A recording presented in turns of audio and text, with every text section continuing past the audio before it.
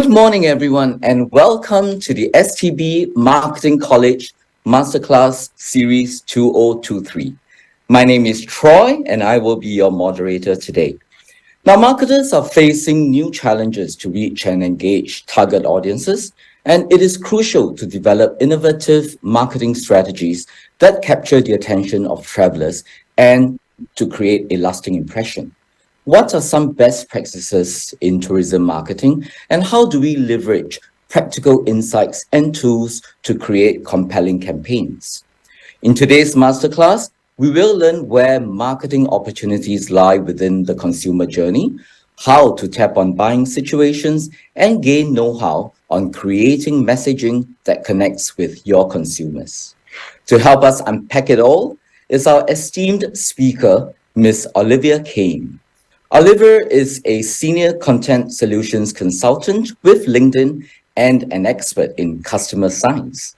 But before I invite Olivia to share a few words, I would like to give a shout out to the STB Marketing College Masterclass series.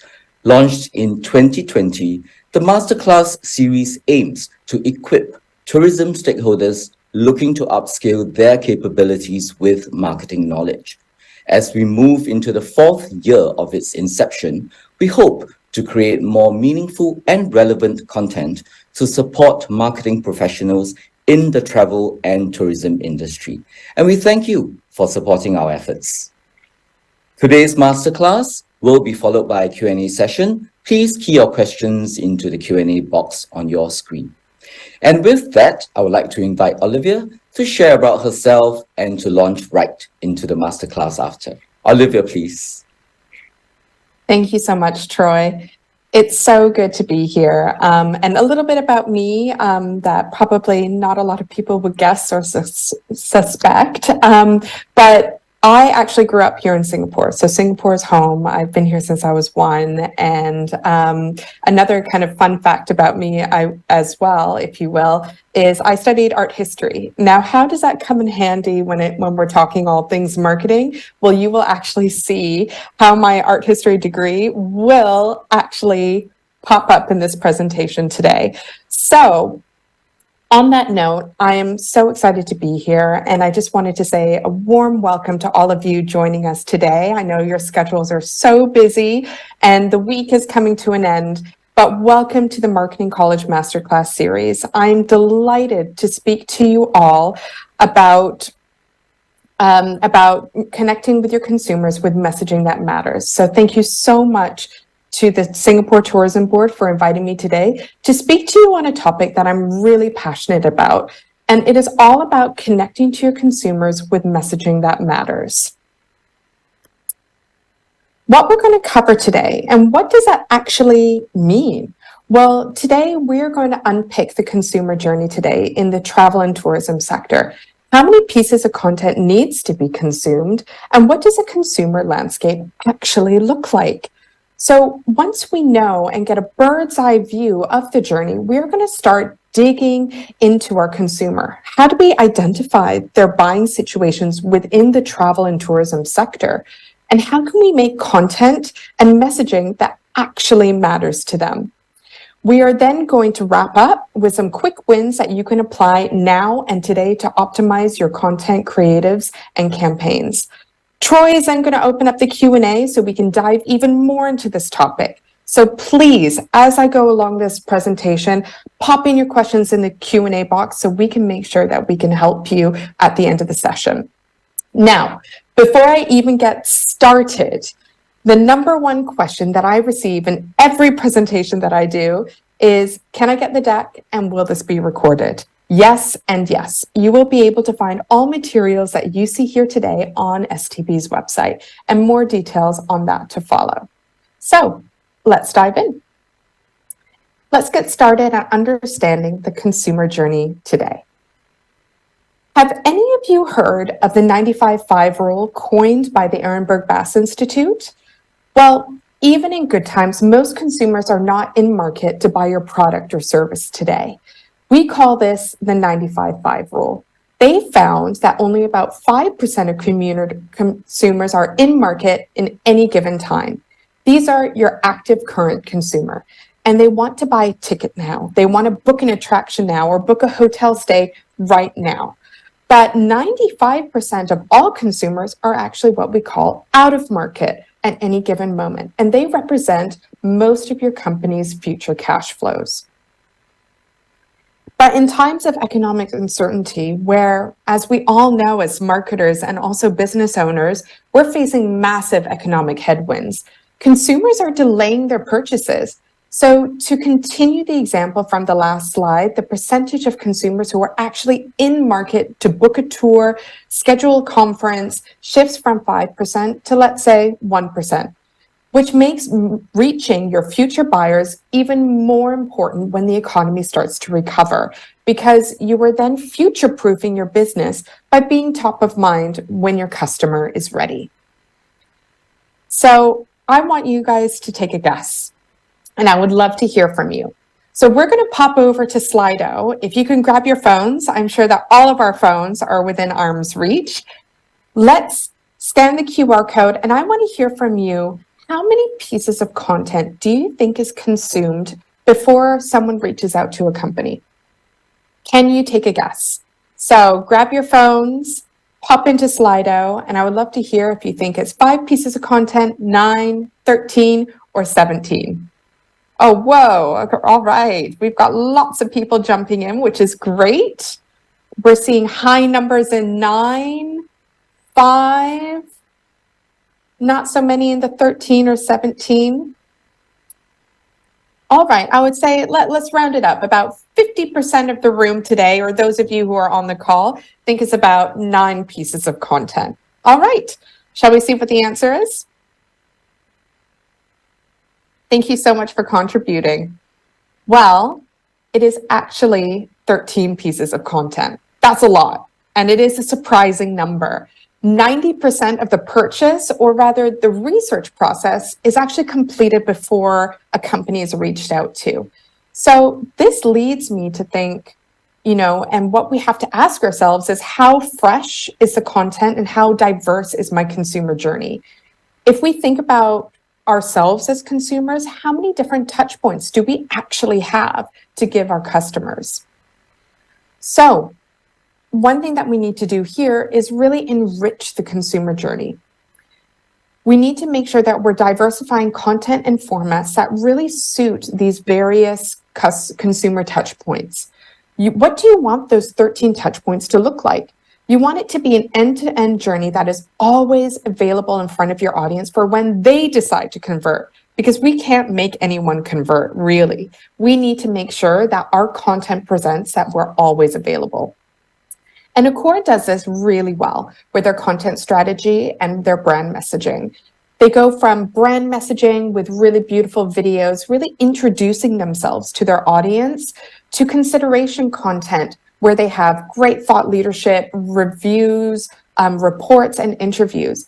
And then also, by the time the consumer has actually been able to go through all of these pieces of content, they're going to be a lot more warm and willing to register more specifically around their conferencing product.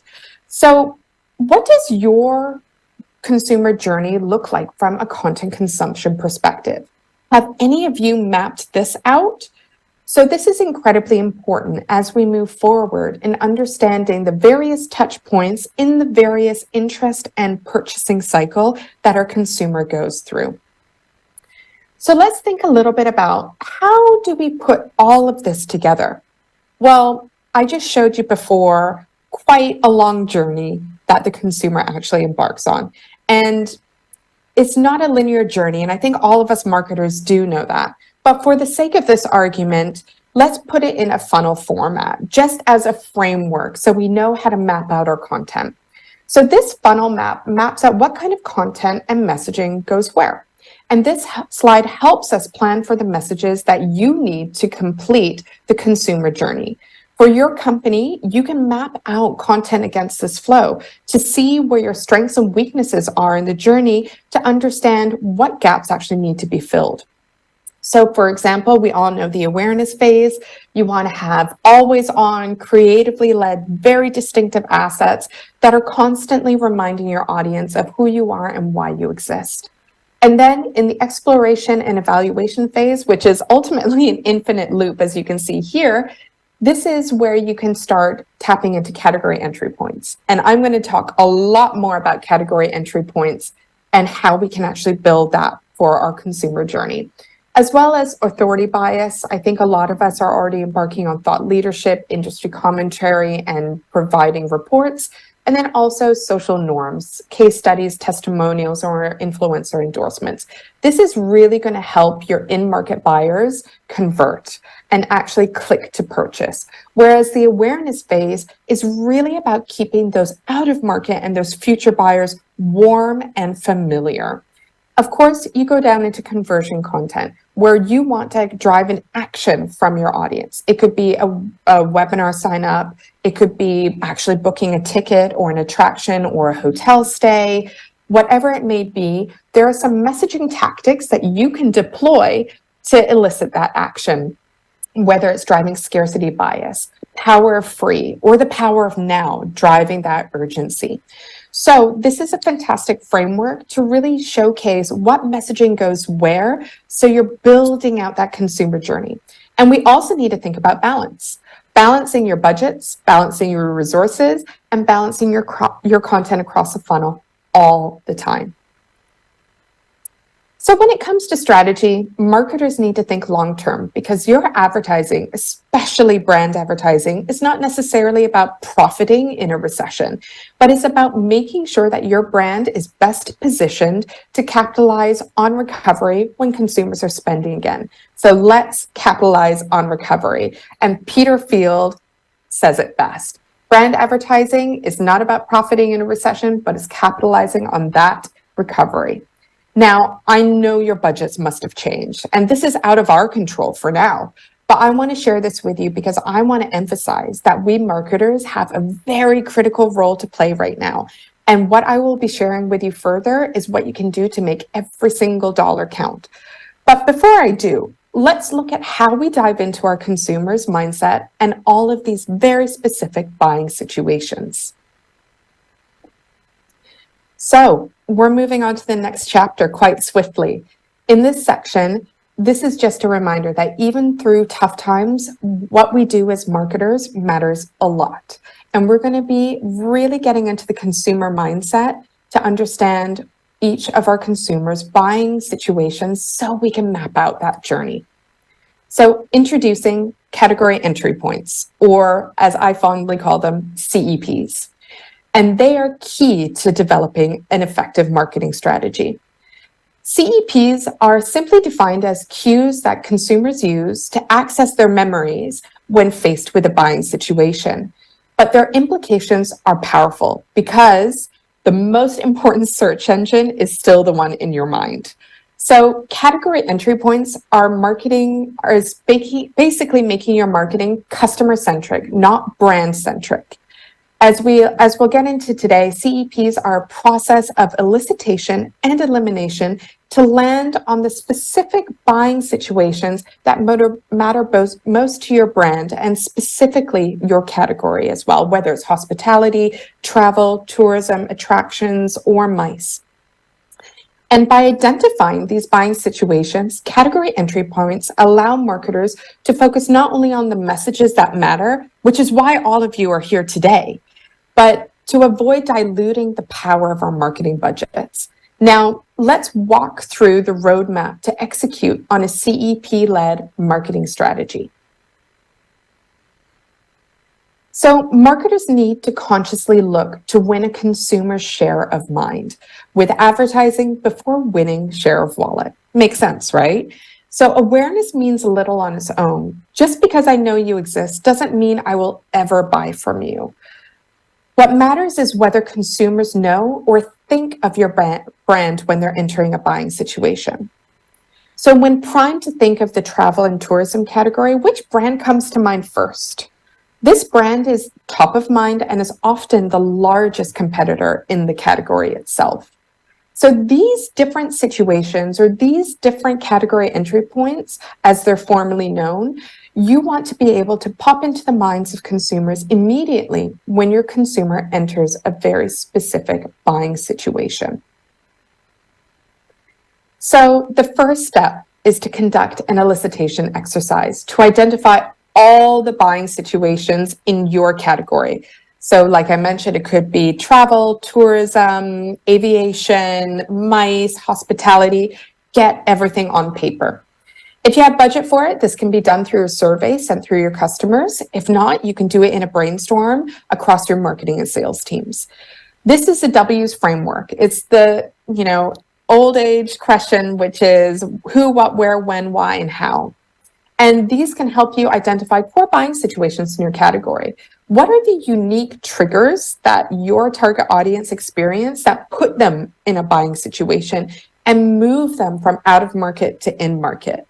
We need to identify those triggers, and the W's can help you do that. They range from questions around why, personal, professional motivations. For example, booking a holiday. I want to relax and unwind, or I need a new adventure, or, I'm being tasked to book a conference that is unique and groundbreaking, for example. These are a lot of different motivations.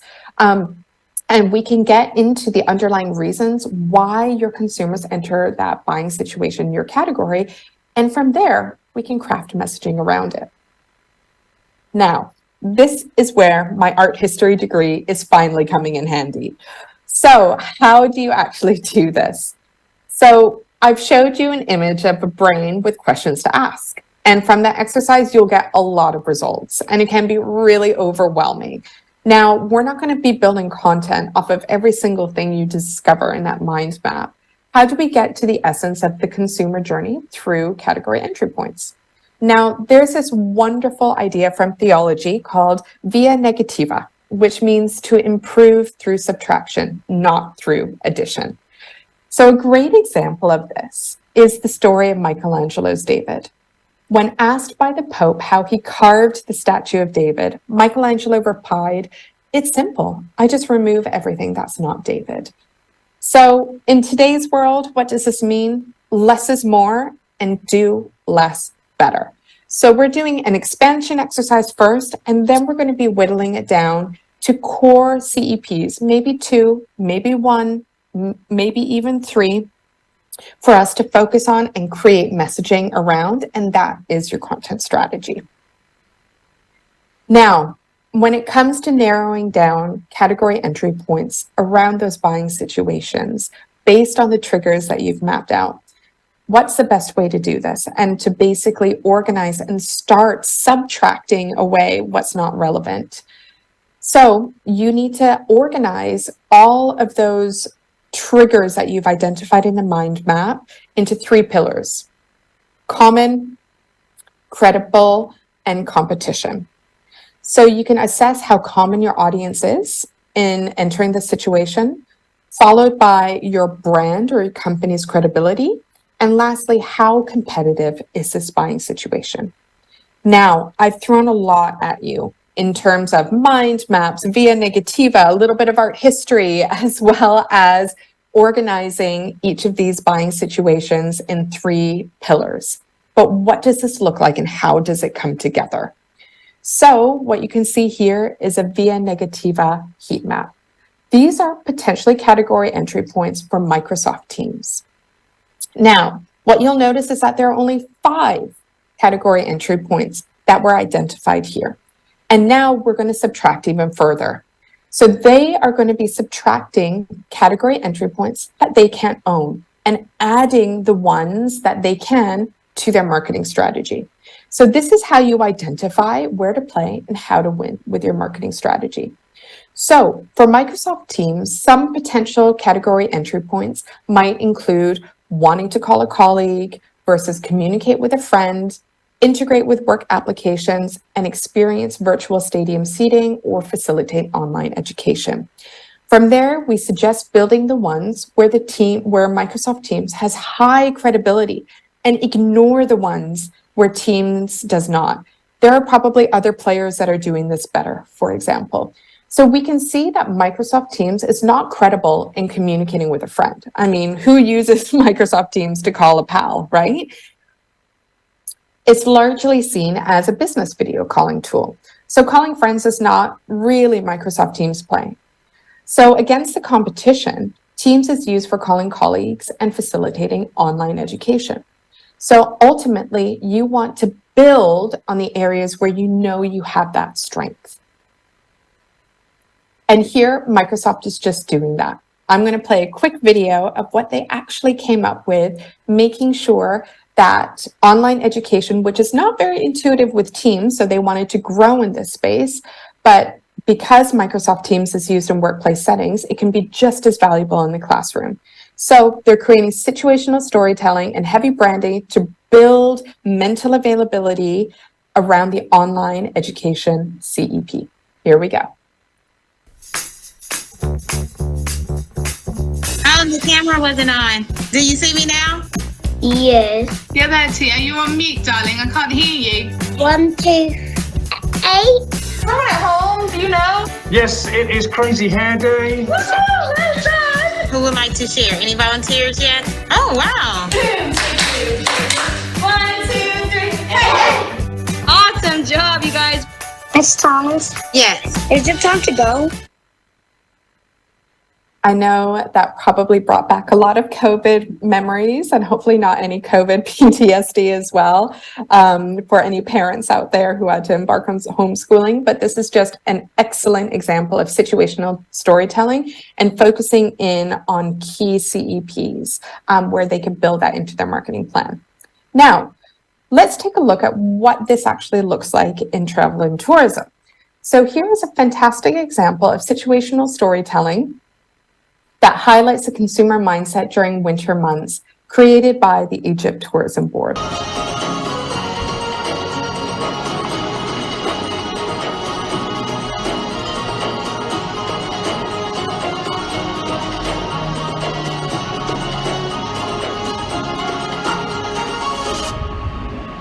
So here, the Egypt Tourism Board created a piece of content around the category entry point, or rather the buying situation of a particular target audience, those who are in the UK during winter months wanting a hot holiday. So here comes the Follow the Sun piece of content, and that's a great category entry point to land on.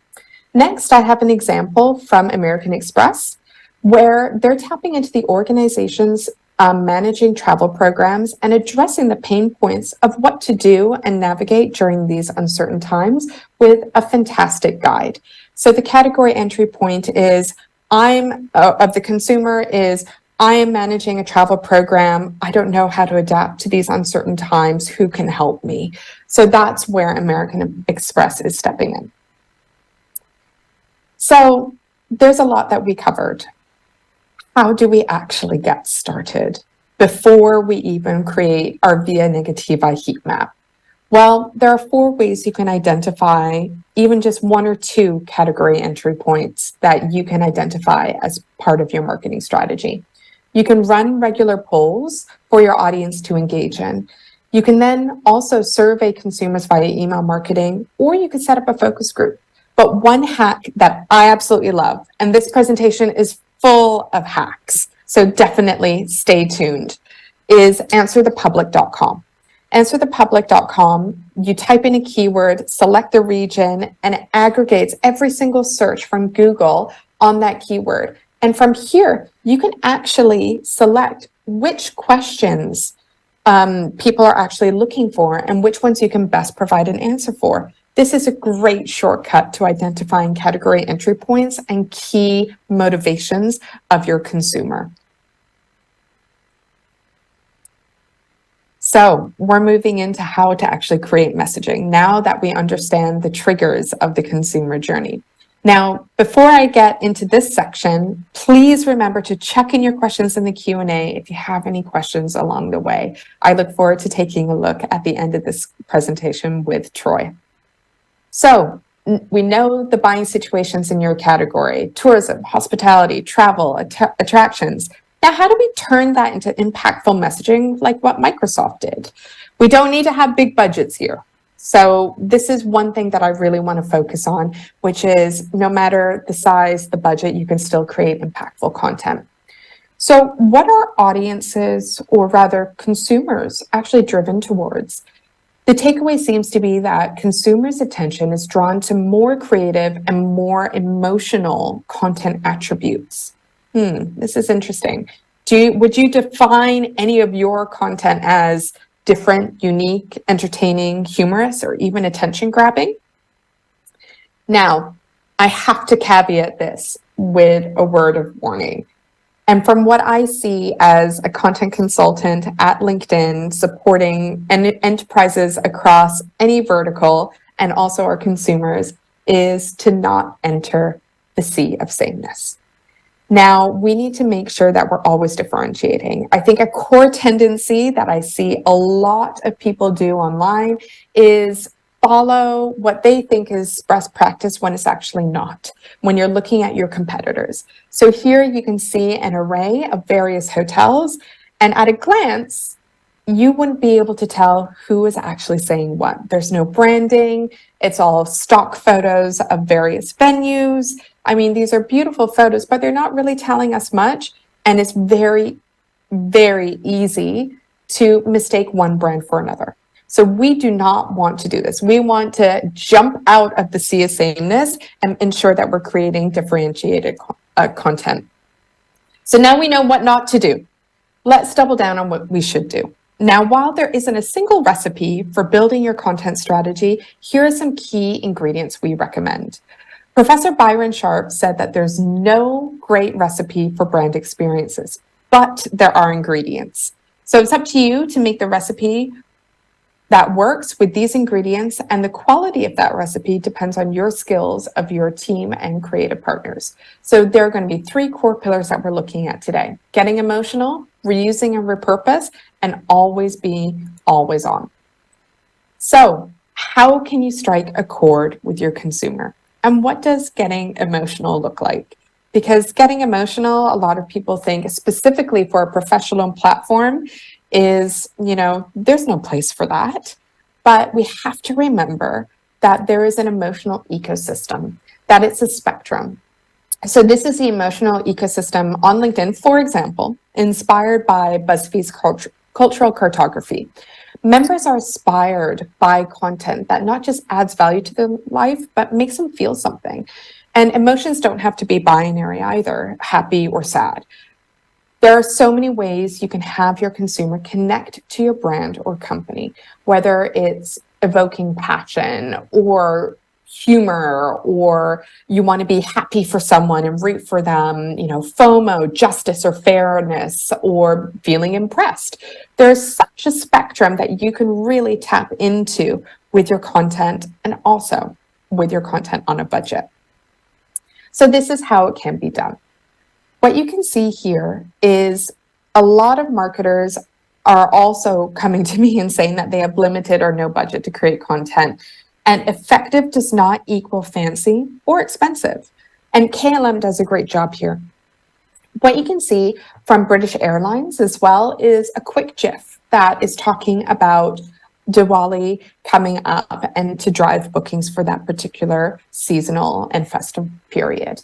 And then again, going back to the KLM example, this is a beautiful, just candid shot from the cockpit of one of the KLM aircrafts with the Northern Lights, and they tied it into a St. Patrick's Day post. So it can be done incredibly simply and effectively. Now, I've got a great example here. Let me see if I can pop that into play, where Tourism New Zealand shows a 6-second video with essentially stock footage of some of their key places where you can work and play. So they're showing and telling us at the same time what you can do through video. And that also ultimately creates a sense of FOMO, right? You can also curate from your history to nurture your audiences and drive engagement. I think one of the core questions that I saw pop up was, how do I actually drive more engagement with my content? So Microsoft actually evokes nostalgia by inviting you to imagine the sound of an image. And I think this is absolutely brilliant. And I think for all of us, maybe geriatric millennials, you can literally hear this photo of the dial-up noise. And so if you invoke nostalgia, you can also boost that engagement. And it was incredible with this piece of content because you actually had people typing in what they thought that noise sounded like. So it was a fantastic way to engage. And then also, tried and true, Throwback Thursday is still a popular trend. It's kind of like playing on that how it started and how it's going trend as well. So these are very easy to digest pieces of content that is human, approachable, and also memorable for your brand. And this is a great way to keep an always on approach with this kind of content. Now, if engagement is the goal, we can also leverage what we already have. So we need to think about how we can repurpose social trends to drive connection, conversations, and engagement. So why create from scratch when you can curate from what's worked elsewhere? And that just means repurposing social trends that inject humor or personality. For example, we have the how it started to how it's going meme, and also the get the look. I think this one that Ogilvy did for IKEA is just genius. And again, it's on a budget. It's just a little bit of snazzy Photoshop skills, or even you can do this in a tool like Canva, but it's incredibly conversational and very current. And then also let your audience join in the fun. Remember that any kind of marketing platform does open up for a two-way conversation. So Tableau suggested name your company's boat. And then I love this example from VMware, which can also be applied to travel and tourism. Tell us you work in IT without telling us you work in IT, or tell us you work in hospitality without telling us you work in hospitality. And you're going to get a slew of comments that you can potentially feature as a potential piece of content as well. So you can get a lot of fun engagement here. So I was talking a little bit more about repurposing content to align to any kind of social trends, but also you can reuse what's worked elsewhere. And there are 3 ways that we can repurpose what's worked. And Disney is actually the inspiration for this. Now, in a previous life, I was a social media manager for Disney and Marvel Studios in APAC.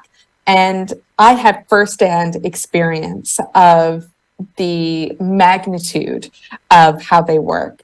And so what they actually do is they reuse and repurpose what works in a ton of different ways to make billions and billions overall. This is why they have so many free sequels. And this is why they test and learn what works so then they can rinse and repeat. I mean, can you think of how many Ant-Man sequels there are now? How many Avengers sequels? Because they knew that there were particular blockbusters that succeeded. And then they were able to diversify their assets, toys, merch, collectibles, video games, DVDs. So when you take the example with Star Wars, for example, it generated $33 billion in revenue. So we may not be Disney just yet. But with that being said, let's see how we can rinse and repeat and reuse and repurpose. So here we have a sample from our own high investment content that you can make even more snackable. So GWI posted vacation trends that consumers are heading on for the year, and then turned it into a really snackable piece of content that is easily digestible on mobile and on social media platforms. Tourism New Zealand business events, and I'll just play this video in the background. There isn't any sound here, but they created an awareness video. And they wanted to attract attention from this video first and foremost. And then they turned the same asset and the same messaging into a static post to drive signups. And so this is a fantastic example of being able to expand on a piece of content moving forward. And to dive deeper into the Tourism Australia case study, what you can see here is that a lot of content actually stems from their website and the If You Seek campaign. They were then being able to tailor pieces of content to suit an audience intent. For example, TikTok is a little bit more Gen Z friendly, and here they have 5 ways to celebrate Hobbit Day. Very entertaining. For Facebook, you have a combination of vacation, a little bit more of an older audience, a little bit more exploratory with that If You Seek messaging. And then lastly, on LinkedIn, for example, it takes on a more professional lens where you have how you can book unforgettable and very memorable conferences, and also their presence in various MICE circles. So with that being said, you don't always have to reinvent the wheel. Now, we can look for fresh content ideas by refreshing what we already have on your company website, company blog, anything from the About Us section, PR, news section.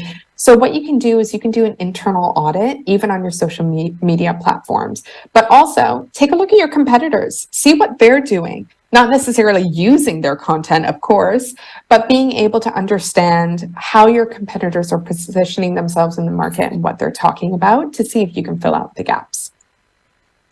Now, lastly, I'm going to be talking about always on. Always be always on.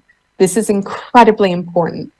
So the kind of consistent creative is most powerful when it's supported by an always on strategy. One that is continually reminding the audience of your brand, continually building these mental structures and creating that instant recognition. An always on strategy that intelligently blends content from all aspects of your brands, and also making sure that you don't switch off, because every single time you don't post or you switch off a campaign, that just leaves more room for your competitor to enter your audience's mindset. You will also notice that when you're always on, you're going to see click-through rate and cost efficiencies. So it's ultimately a win-win. How do you actually do this, and how do you map out an always on approach? Do you have the resources and the budgets to do so? Well, what you can do is you can build this up on layers in the Hygiene Hub Hero format. So your hygiene layer is going to be always on. It can be thought leadership, any kind of reports or trends, anything that you can consistently post on a weekly basis to ensure that it is always there and you're always available to your audience. The next layer is your smaller campaigns, whether, for example, you're promoting a webinar or you're going to be attending an event or you want to draw people to your event. These are time-sensitive, smaller campaigns that really kind of go back to back on each other throughout the quarter or throughout the half year. And then your hero campaigns are your massive brand campaigns. For example, the If You Seek, where you want to put a lot of budget into this one big campaign, or it could be a product or a service launch. So ultimately, these are going to be key milestones in your content calendar, of which you can derive your hub campaigns from, or even your hygiene campaigns from. Now, let's brainstorm. This is your ultimate cheat sheet in terms of how you can identify existing content to repurpose. So you can define your core campaign goals and target audience. You can identify which existing content that you have to reach those goals, and if they actually match to a CEPs. This has to link to your category entry points. And then from there, you determine which formats you can remix the content in. Now, you can also leverage a tool like Miro for this too. So I know that we're coming up on time, and I do have one more section to go through with you. But I want to know, if we quickly go to Slido, what has grabbed your attention so far? Okay, we have some people chiming in already. Interesting case studies. Oh, I love that. That's great that these examples are relevant for you, whether it's inside tech or outside of travel and industry, or inside the travel and tourism industry. I wanted to provide, because sometimes some of the examples that I've found, it's not best in class, and I wanted to show you what was best in class anywhere. The cheat sheets, yes, good. I hope that you use them. And I love that CEP is popping up front and center. Very cool. So I'm glad that this information is resonating. All right, content consumption, reusing, refreshing content. Yeah, it's a great tactic, and I don't think marketers are using this enough. And also the IKEA and KLM examples, great. This is great content on a budget. Awesome. All right, we're going to go back to the presentation so we can wrap up and also hear from you if you have any questions for me. So I love that we've really nailed CEPs and that we know that we can repurpose and reuse content. Now, here are 3 quick wins that you can actually take on board to optimize your content strategy right here, right now. So let's get into it. So research shows that calling out your audiences has its benefits. So you can actually call out different skills, job functions, titles, different groups of people, and A/B test. A/B testing is so crucial. I have a funny acronym that I'm kind of playing around with, which I'll show you later, but it is all about testing, optimizing, and retesting. So what we did here was actually we saw a 53% conversion uplift or click-through uplift when we simply called out the specific audience that we wanted to speak to. Very impressive. This is not an encouragement to turn all of your posts into clickbait, but what it should do is help you rethink how you can write your headlines and really speak to the audience in that particular buying situation. And here are some great examples of doing just that in a really cool way. Again, Tourism New Zealand is still remixing content from the If You Seek campaign. McKinsey and Company is calling out specifically that this piece of content is for airline executives. Now, I'm going through this a little bit quickly now, just picking up the pace, so please stay with me. Now, we're going into another key quick win. You have to make any creative that you create distinctively yours. Why? Because 84% of consumers incorrectly identify the brand behind the ad. That's going back to the sea of sameness example, right? This is a huge deal. Nobody wants their marketing investment to be increasing the brand salience of someone else or one of your competitors. So, is your creative consistently codified? Is it distinctively yours? Let's look at what best in class looks like. You need to create a distinct, ownable, repeatable look. So this is making sure that your branding is consistent. EY does a fantastic job of this. So whether it's online, out of home, anywhere that you essentially see that yellow trapezoid, or is it a rhombus?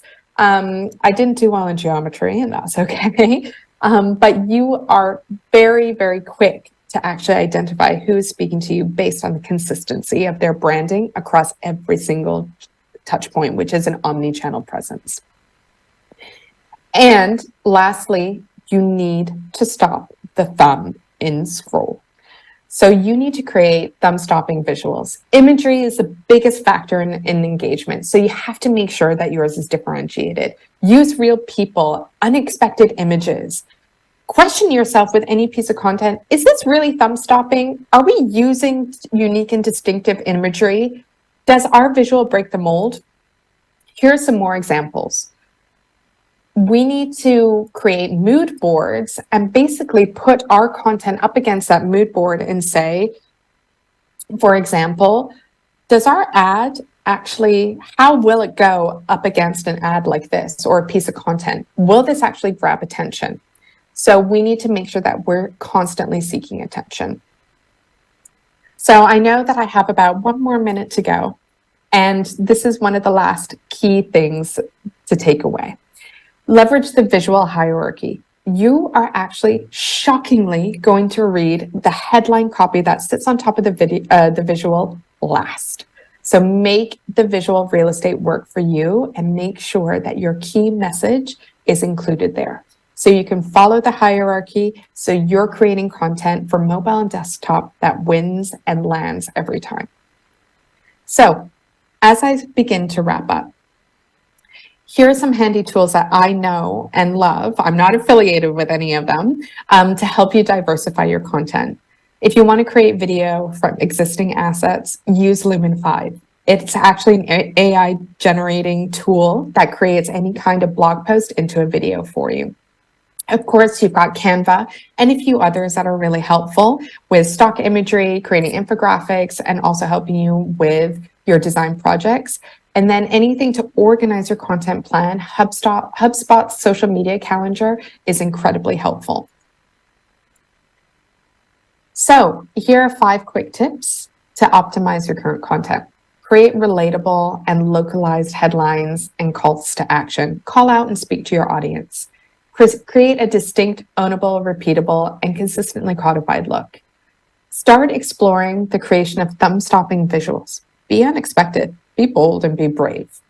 Leverage the visual hierarchy for content and be mobile first. And then also remember to repurpose and remix content that already exists.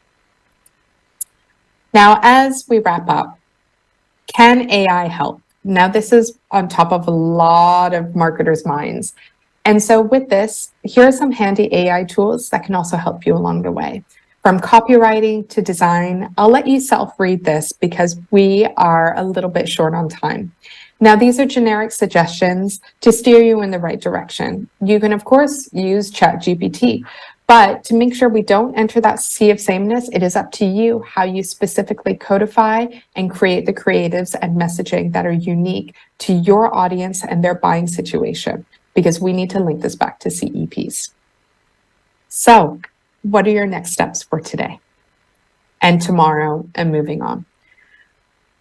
Number one, survey your audience and audit your competition to identify 2 to 3 CEPs that you can own and craft messaging around. You need to audit your content and your competitors to find existing assets that in order to leverage to link to your CEP. You can map out your consumers' touch points across the consumer journey and use simple and free tools to create your creatives and messaging. Now, test, retarget, and optimize. Ultimately, the word that this spells is ROT, which is not a very good acronym. But what we want to do within that acronym is incredibly important. So don't be afraid to test. Don't be afraid to retarget your audience along the way, and always optimize your content. So on that note, I just wanted to say a big thank you to all of you who was joining today and attending this webinar. I hope you found it helpful. It's been wonderful putting this together, and a big thank you to the Singapore Tourism Board for inviting me once again to speak at the Marketing Masterclass series. If you'd like to connect with me on LinkedIn, you can just reach out on this QR code, or you can also find me on my profile. Thank you so much. Thank you so much, Olivia. I think what you shared has really set my mind rethinking of how we can best connect with our consumers. And just a shout out to the participants before we start our Q&As. The slides will be shared on the STB's corporate website when they are ready. Now, with that said, let's get started. Perhaps I could start with one question myself. You spoke about tailoring bespoke touch points and messages for different audiences. Now, given budget constraints that we always face, right, is it possible to create one campaign that caters to audiences of different ages? Yeah, that's a really great question. I think it's about narrowing down maybe 1 or 2 segments. You can definitely use the same creative, for example, and then tailor the messaging to really cater to your 2 segments. So for example, the If You Seek campaign that the New Zealand Tourism Board for Business Events created, they were able to create, using that same campaign, the same or similar assets, but tweak the messaging. So that's something that I would recommend. If you want to, target Gen Zs, you need to probably use emojis and a little bit more slang, and also be able to put forward any kind of topics that would interest them. But you can still repurpose and reuse a similar creative or similar visual or asset, but it's all about the messaging.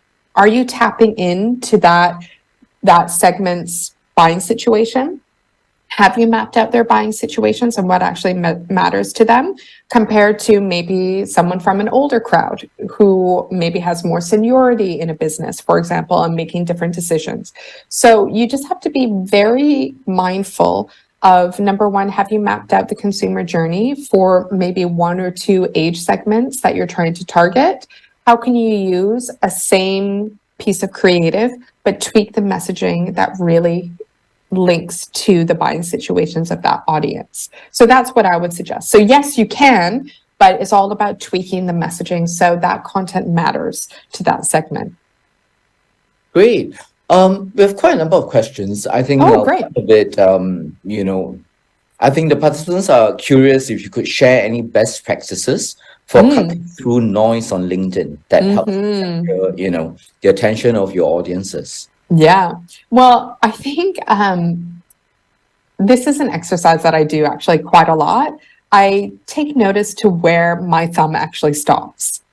So what actually stops me in my feed? And I shared a couple of examples of this earlier in the presentation. I know I went through it a little bit quickly towards the end, but ultimately it's something that's unexpected and distinctively your brand. So being able to jump out in the newsfeed, the use of bright and bold colors, evoking that emotion, anything that's relatable, generates FOMO, or is something really current that your audience can engage with, something unexpected in the newsfeed. For example, that Microsoft dial-up image, that was so unexpected, and you just actually want to open the comments just to read what everyone else is saying. So trying to think of something that's unexpected and unique for your brand. And it can be just really simple. You can definitely jump on the bandwagon of other social trends that are going on, but the visual is key, and use the visual as your sharpest tool. That's for sure. So there isn't a silver bullet. There is a lot of testing and learning, but also that can help determine your tone of voice. Netflix has an excellent tone of voice of cutting through clutter, for example. So definitely see what other companies are doing from brands that you know and love, and see what actually works for your brand in terms of its tone, distinctive look, and also how you can really stop those thumbs in the feed. Great.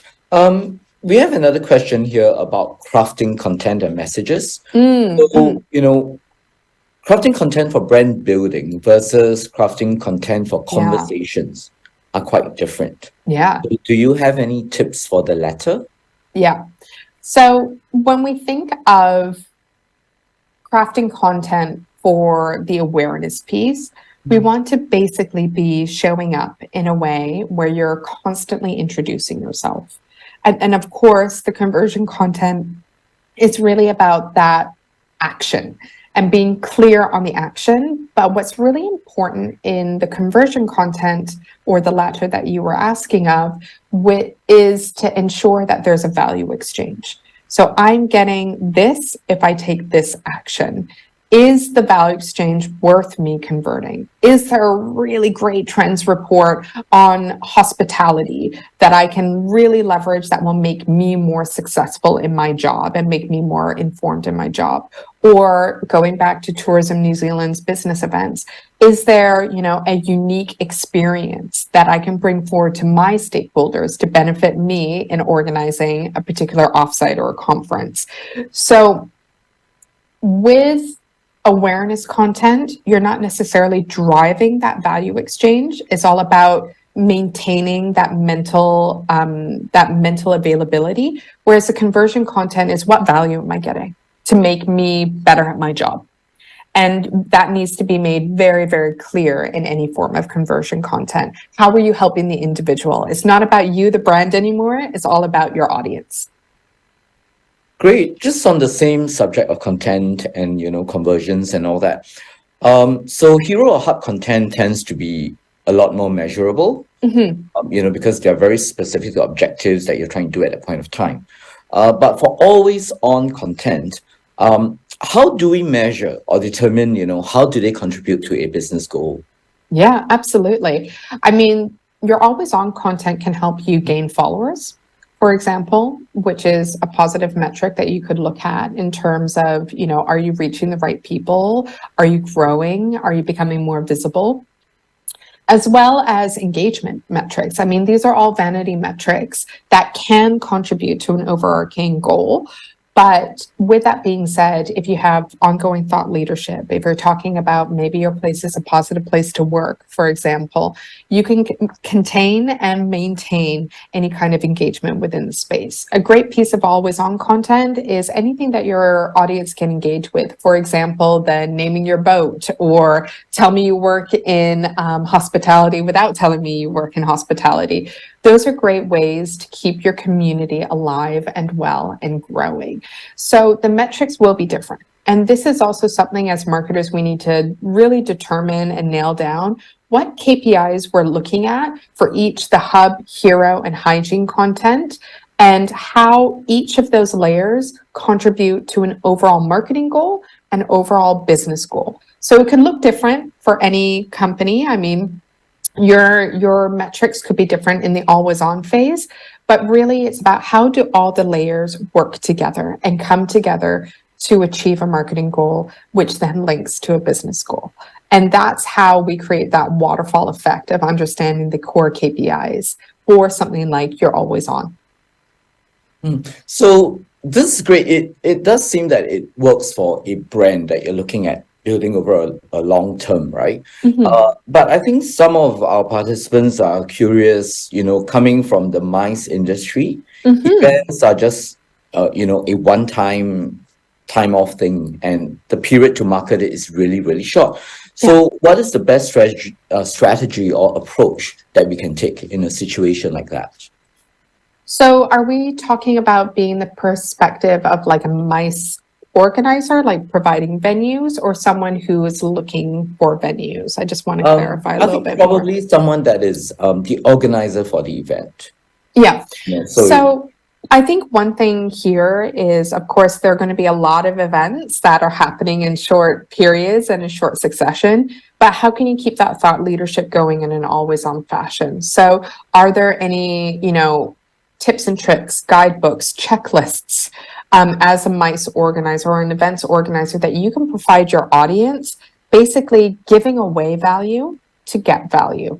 So anything that will help your audience with their day jobs so they can lean on you as an authority in the MICE space. So for example, let's go back to COVID times when there was a lot of adaptation into kind of the post-COVID era where, as a MICE organizer would have been beneficial to talk about how you're adapting or how organizers can adapt to new parameters and restrictions and rules and regulations. For example, basically, as a MICE organizer, you can always position yourself as a thought leader in a particular space, like how New Zealand is positioning themselves as an unexpected or, I guess, an unconventional location to have your business meetings.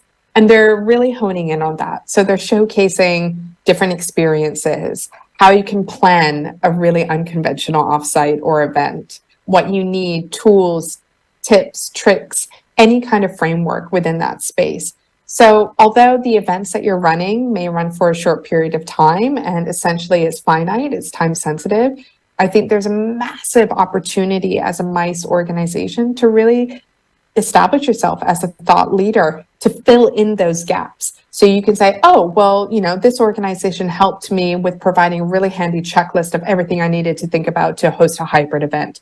Great. So you can easily lean on them. I hope that makes sense. Yeah, I do think so. Yeah, because it's about building the brand of the organizer so that when you actually organize the event, you already have that affinity with whoever might want to attend it, and they know that it will be a well organized event. Yeah.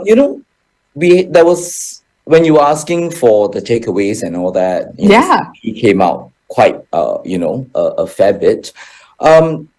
We're curious if there is a separate CEP map for existing customers versus new buyers, right? And there's a second part to the question, but I'll get to that maybe after you're done with this one. Yeah, that's very true. So I think let's look at building that CEP map for your category, whether it is attractions, hospitality. And you're going to be looking at triggers for both in and out of market buyers. Because when you're going to be crafting messaging for those in and out of market buyers, you're really going to be going back to the funnel framework. So the out of market buyers is really going to require that awareness content. Your in market buyers are really going to require that consideration and conversion content because they're already familiar with you and they're already thinking about you. But those category entry points can apply for that awareness content and also for that consideration content. It's just about crafting the messaging.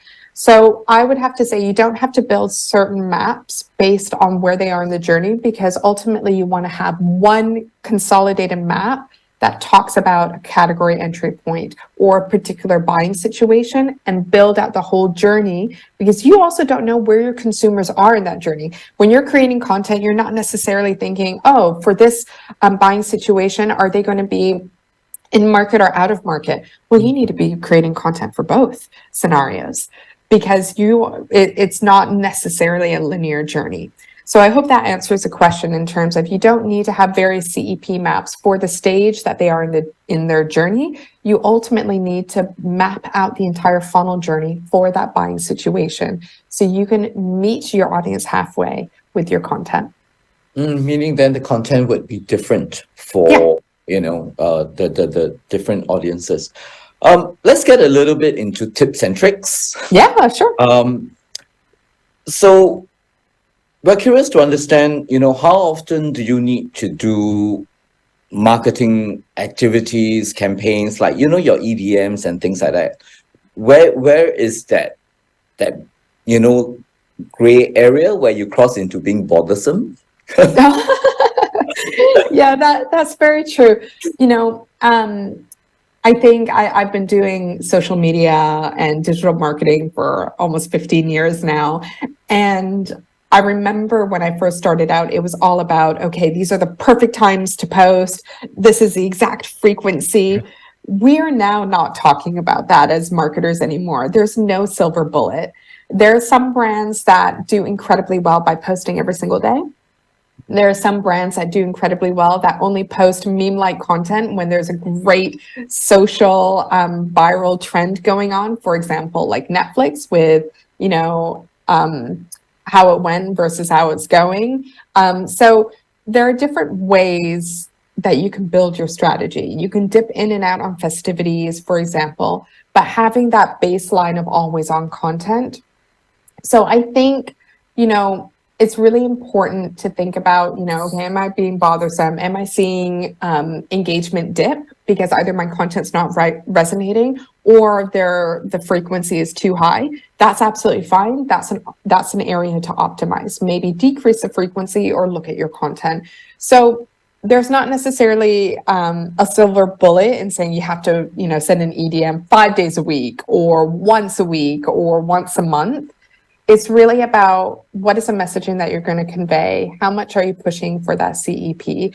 And also, again, my acronym, which is ROT, which I really don't like the sound of, but it is test, retarget, and optimize. You have to test it out for your audience and really understand what your audience needs from you. Yeah, that's really good advice, because very often we kind of leave and launch the campaign and then we stop and then we don't figure out. Maybe one last question. Sure. Management is always about asking for revenue, right? And so content for them has to equate revenue. So is there a playbook, with regards to how content can help generate that revenue, or, a very clear, it's going to achieve that bottom line kind of a thing? Absolutely. There are definitely ways that you can calculate ROI based on your marketing efforts. And really, it's by looking the long of the short of it. I think a lot of, CFOs and business leaders, they want to see the actual revenue that rolls in from very short campaigns and going by campaign basis. How many CTR, what percentage CTR did I get? How many leads did I get? What of those were qualified leads? What actually linked to a sale? And I think the biggest shift that I'm seeing in marketing right now is really moving towards long tail goals. So not necessarily looking at quarterly by quarterly goals that are being met, because, you can say, why did my lead cost $100 when it was supposed to cost $30? That just tells me that we need to test and optimize the messaging. But with that being said, being able to speak to our CFOs and to our business leaders that marketing is a long tail, that we can actually measure brand impact, brand awareness, brand salience from our audiences to see if we are top of mind. So I can definitely share some, playbooks that we can include here in the chat or as a takeaway for you guys. But I think it's just really important how we're shaping the conversation as marketers to not look at the short-term activations, but to look at really marketing as a whole and how that uplifts ROI. So, and also really links to the business goals. So I think that's key. Great. Thank you so much, Olivia. I think this has really, really been helpful for all of us. We have come to the end of our Q&A session. So thank you everyone for your questions. I know we might not have been able to get through all of them, but you know where Olivia is, so you know where to find her. And I think this has been amazing. I can just imagine if this was physical, how lively, this Q&A session would have been. So thank you everyone for spending your morning with us, and really a big thank you, Olivia. The insights have really been great for us as we look to how we can, reach out to our consumers in a much more targeted and better fashion as we move ahead. I certainly have gained valuable and applicable knowledge, and I'm sure our participants did too. And before we close, I just want to remind everyone to scan the QR code and please provide us your feedback so we can tailor the best possible learning experience for you as we continue to provide more masterclass sessions. The QR code is on the screen. Once again, today's masterclass has been brought to you by the STB Marketing College. And please watch that space and do remember to catch us at the next masterclass session. And with that, thank you again. I'm Troy, signing out.